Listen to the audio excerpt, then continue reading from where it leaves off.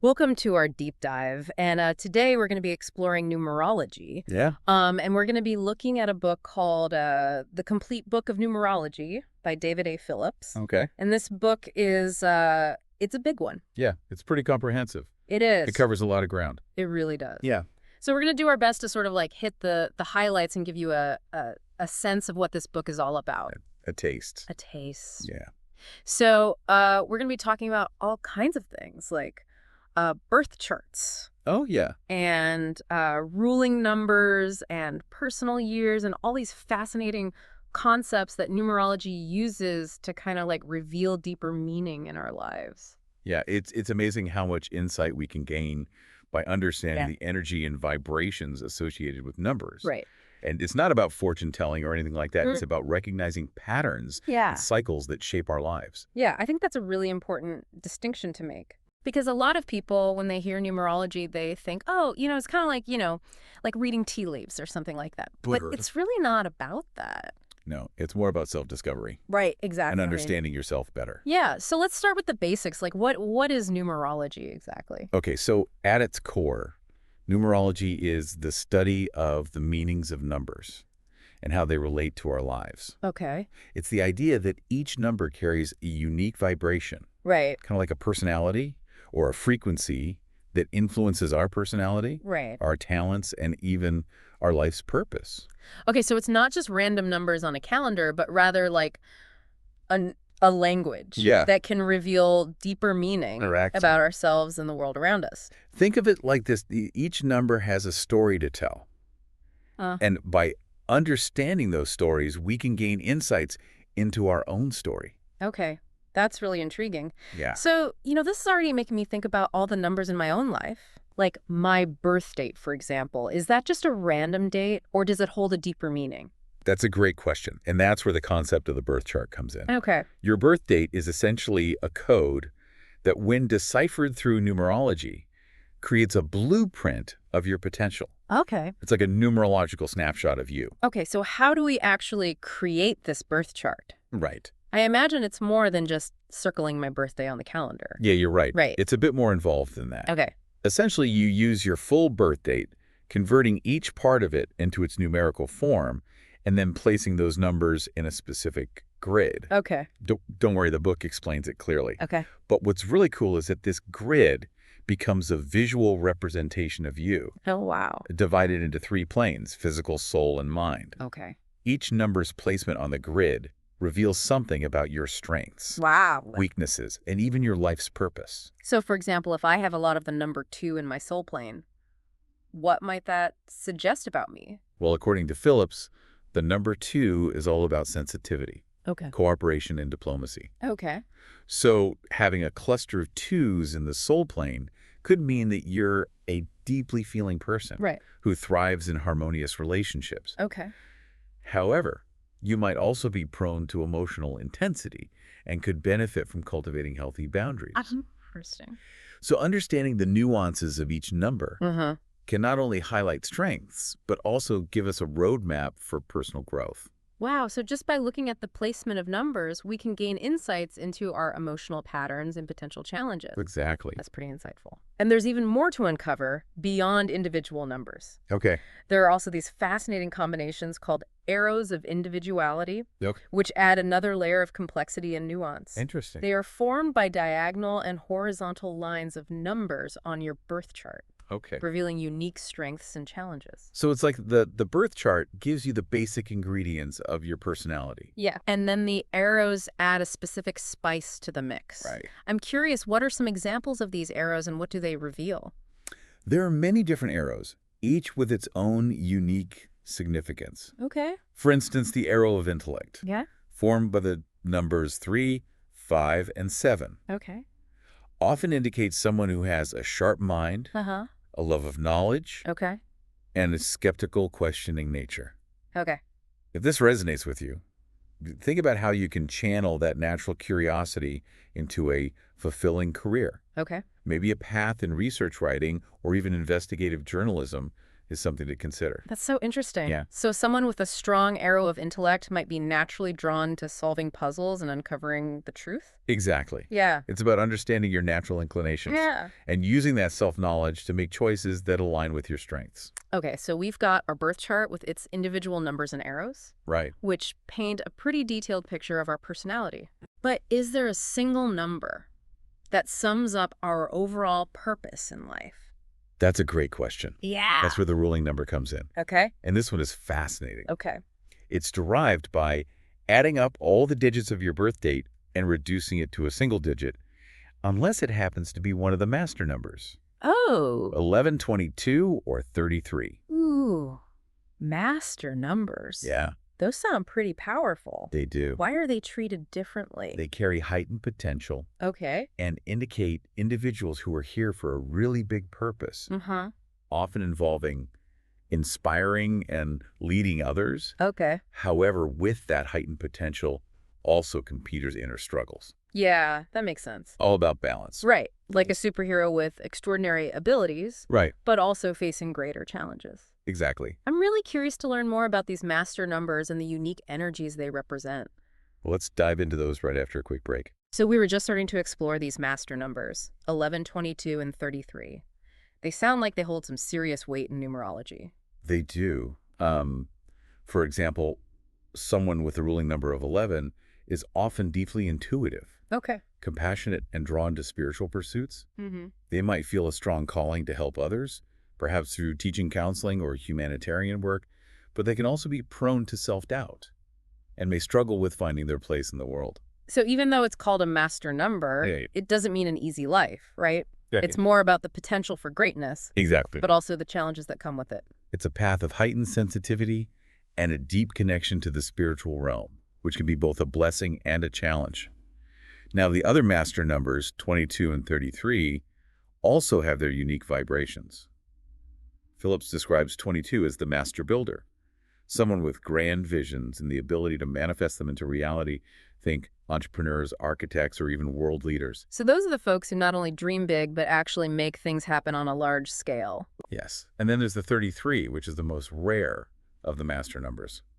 Phillips calls it the master teacher, someone who embodies compassion and wisdom on a profound level. They often dedicate their lives to serving humanity and uplifting others. Wow, that's pretty inspiring. Makes you wonder if there are any famous people with these master numbers. Maybe we can spot some of these traits in them. It's definitely something to consider now, moving beyond the ruling number. There's another fascinating concept Phillips explores, and it's something we all experience, the cycles of change throughout life. Oh yeah, life is definitely not a straight line. We're always going through ups and downs, new beginnings and endings. Does numerology have something to say about those cycles? It does, and this is where personal year numbers come into play. Essentially, each year carries a different vibration influencing our experiences and opportunities. It's like a theme for the year based on a 9-year cycle. So how do we figure out our personal year number? I'm already curious about what theme awaits me this year. To calculate your personal year number, you simply add your birth month and day to the current year, 2024. For example, if you were born on January 15th, you would add 1, January plus 15 day, plus 2 plus 0 plus 2 plus 4, which equals 24. Then you reduce that further, 2 plus 4 equals 6. So for someone born on January 15th, this would be a personal year 6, which is all about harmony, balance, and nurturing relationships. So someone with a personal year 6 might find themselves focusing more on family and close friendships, maybe even taking on a caregiving role or creating a more harmonious home environment. Exactly. It's not that other areas of life disappear, but rather that the energy of the year highlights certain themes and brings specific opportunities. Now, if your personal year number happens to be a 9, you're at the end of a cycle, this is a time for letting go completion and preparing for a new beginning. So even if you don't have a major life change externally, there's likely an internal process of releasing old patterns and making space for something new. That makes a lot of sense. It's like the end of a chapter, but also the anticipation of a new one just beginning. Now we've talked about these yearly cycles, but I'm curious, are there longer cycles at play too, like decades or even our entire lifetime? That's a great question, and Phillips does address this in the book. He introduces the concept of pyramids, which reveal significant periods of growth and transformation throughout your life. Pyramids. Okay, now I'm really intrigued. What are these numerological pyramids all about? Imagine a pyramid structure divided into sections, each representing a specific age range in your life. The numbers in your birth chart are placed within these sections, and their positions reveal the themes and challenges you might encounter during those periods. It's a fascinating way to see the bigger picture of your life's journey. So it's almost like a roadmap for personal growth, highlighting key turning points and opportunities for transformation along the way. Precisely, and what's really interesting is that Phillips points out how these pyramids often culminate in a peak year of change around age 36, or sometimes later depending on your calculations. This is a pivotal year where you might experience significant shifts in your life, often related to your purpose and direction. Wow. So even though numerology looks at individual numbers, it also reveals these larger cycles and patterns that connect everything together. It's like a cosmic tapestry. Exactly. Now let's switch gears for a moment and talk about something I know a lot of people are curious about. Relationships. Can numerology shed light on our connections with others? Yes, definitely. I'm curious to know how our numbers interact with the numbers of our loved ones, friends, and even colleagues. Is there a numerological secret to harmonious relationships? Well, there's no magic formula, but numerology can offer some fascinating insights into relationship dynamics. By comparing birth charts and analyzing the interplay of different numbers, we can gain a better understanding of the strengths and challenges within a connection. So it's not just about finding someone with compatible numbers, but rather understanding how those numbers create a unique dynamic between two people. Yes, and it's important to remember that differences can actually be complementary in a relationship. For instance, someone with a lot of ones in their chart who's very independent and driven might be drawn to someone with a lot of twos who's more nurturing and cooperative. Those differences can create a balance, but it's also important to be aware of potential friction points. So for example, if one person is all about structure and routine, maybe a lot of fours in their chart, and the other person thrives on spontaneity and adventure, maybe a lot of fives, those different energies could lead to clashes. Exactly. Numerology can help you see those potential areas of conflict before they become major issues. It's like having a cheat sheet for understanding your relationship dynamics. Okay, so we've explored birth charts, ruling numbers, personal years, even touched on relationship compatibility. But there's one more aspect of numerology we haven't talked about, the significance of names. Is that right? You're absolutely right, and this is where things get really interesting according to Phillips. Our names are more than just labels. They carry vibrations that influence our personality and how we express ourselves in the world. Wait, so my name actually has numerological significance too. I've always loved my name, but I never thought of it in this way. It's true. Each letter in your name is associated with a number, and by calculating what's called the soul urge number, derived from the vowels, and the outer expression number, which comes from the consonants, we can gain further insights into your personality and purpose. So vowels reveal our inner desires, and consonants show how those desires are expressed outwardly. That's a great way to put it, and then you combine those two to get your complete name number, which provides a broader picture of your name's influence. This is making me think about nicknames and even name changes. Do those have an impact too? Like if someone decides to go by a shortened version of their name or gets married and takes a new last name, could that shift their numerological energy? That's a really interesting question, and it's something Phillips delves into in the book. He suggests that name changes, even seemingly minor ones, can indeed shift our energy and influence our path. Wow, that's pretty mind-blowing. It makes you think twice about the names we choose for ourselves and the impact they might have on our lives. Okay, so we've uncovered a lot of numerological wisdom so far, but I feel like we're just scratching the surface. Is there more? What about the connection between numerology and intuition? You're definitely picking up on something there, Yeah. and this is where things get even more fascinating. Phillips devotes a whole chapter in the book to exploring the link between numerology and the development of intuition, even suggesting that it can enhance extrasensory perception, or ESP. Wait, so by studying numbers, I could potentially become more intuitive and even tap into ESP? That sounds almost like something out of a science fiction movie. It might sound far-fetched, but the idea is that by understanding the vibrations and energies associated with numbers, we become more attuned to subtle cues and patterns in the world around us, and as we become more sensitive to those subtle energies, our intuition naturally strengthens. So it's like numerology is training our minds to perceive things on a deeper level beyond our five senses. That's incredible. But there's one big question that I'm still grappling with. What's that? Reincarnation. Where does that fit into the numerological picture? That's the big one, isn't it? And it's a concept that Phillips doesn't shy away from.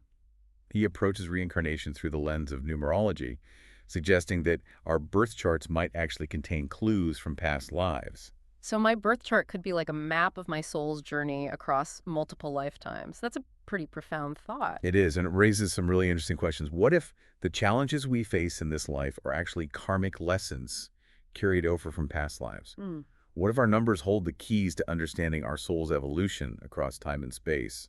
This is definitely a lot to unpack, and I think we need a moment to let all this sink in. We'll be back in a jiffy to explore this idea of reincarnation and wrap up our numerological deep dive. Don't go anywhere. Welcome back to our deep dive into numerology. Yeah. You know, we've really explored some fascinating concepts. It's a lot to take in. It is a lot to take in, and I think one of the biggest things that we kind of touched on at the end of the last part was this idea of reincarnation and where that fits into numerology. And you know, for me personally, that's something that I've always been kind of fascinated by. Yeah. So I'm really curious to hear more about what Phillips has to say about it. Yeah, so Phillips, he doesn't shy away from this topic. He Right. really dives into it. And he suggests that our birth charts might actually contain clues Okay. about past lives. Whoa. Yeah. So my birth chart could actually be like a map of my soul's journey Yeah, like a roadmap. across multiple lifetimes. Exactly. Like, think about it this way. What if the challenges we face in this life are actually karmic lessons carried over from past lives? Hmm. What if our numbers hold the keys to understanding our soul's evolution across time and space? Yeah, that's a really profound thought. It is. It is. And it kind of reframes the way that we look at challenges. Absolutely. You know, because instead of seeing them as just like random events or punishments or, you know, things like that, Right. we can actually start to see them as opportunities for Yes. growth and even evolution. It's a different perspective. It is a different perspective. Yeah. And it's kind of exciting in a way, I think so. you know, because it suggests that, you know, even though we might be facing difficulties in this life, there's a purpose to them, and Right. and we can learn and grow from them. And we're not starting from scratch. Right, exactly. We're building on something. And it also suggests that, you know, maybe we're not just limited to this one lifetime. Exactly. That's the really mind-blowing part. Yeah, that our potential could extend, you know, beyond this physical existence. And numerology can be a tool for tapping into that potential.